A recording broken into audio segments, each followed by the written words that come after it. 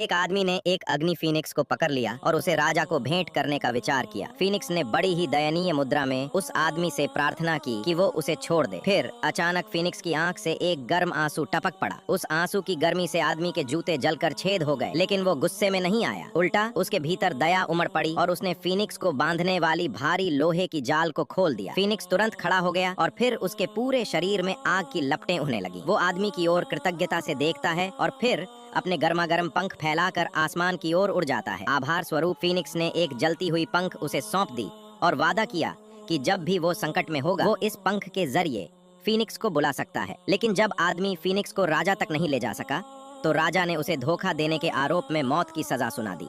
आदमी ने अपनी बेगुनाही साबित करने के लिए वो पंख निकाला, लेकिन अचानक वो पंख अपनी चमक खो बैठा और सामान्य मुर्गी के पंख की तरह हो गया।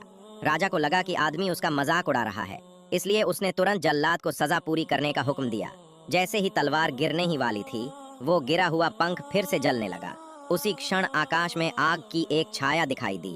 लोग हैरानी से ऊपर देखने लगे। वो फीनिक्स था। उसने आदमी के संकट को महसूस कर लिया था और समय पर वहां पहुंच गया। वो छोटे से नगर के ऊपर उतरा और उसकी आग की रोशनी से पूरा राज्य जगमगा उठा।